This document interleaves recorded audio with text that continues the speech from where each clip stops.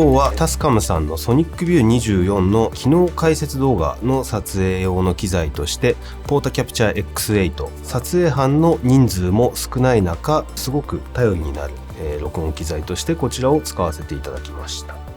この製品の、最大の特徴といえるのが、32ビットフロート録音というところなんですけれども、32ビットフロート録音の何がすごいかというと、最近この32ビットフロート録音については、いろんなところで目にしている方も多いのではないかと思うので、詳しいことは省きますけれども、とても失敗を少なくすることができる。例えば今回のような人数の少ない撮影隊といったような時にでも非常に強い味方になってくれる、失敗を少なくしてくれる録音機材です。今回の撮影では5人にインタビュー、そして、対談形式でお二人が話しているところという形の撮影をしていました。当然人によって声の大きさも違いますし、対談ともなるとお互いの声がまたちょっと違ってくる。会話を続けていると急に声が大きくなったりするっていう場合も多々ありました。6系統の入力があるので、今回などはガンマイクをここに1本2本で、この背面に最近流行りの小さなワイヤレスマイクのレシーバーをこの背面にコールドシューがあるんですけれども、ここに取り付けてそれをこちらの入力に入れてました。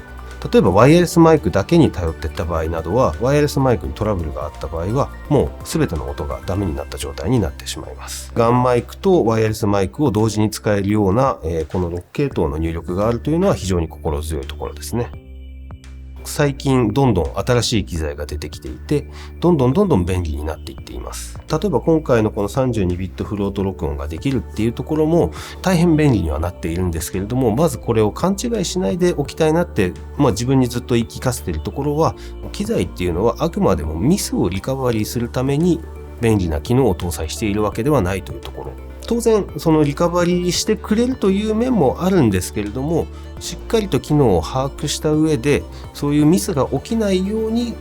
心がけるっていうのが、常に現場を事故なく回す秘訣なのかなと思っています。バックアップとしてのワイヤレスとガンマイクというのもそうですし、例えば撮影の方で言うと、カメラは同じものを複数台持っていくですとか、当然カードとかいろいろなところでバックアップの準備をしておいて、その上で何かあったらその機能に頼る。非常に頼ってしまうところなんですけれども、便利だからミスをリカバリーしてくれるっていう考え方にはならないように日々努力しています。今回撮影したソニックビュー24の映像はタスカムさんの YouTube チャンネルで見ることが可能になっております。こちらも合わせて、ぜひご覧いただければ幸いです。どうもありがとうございました。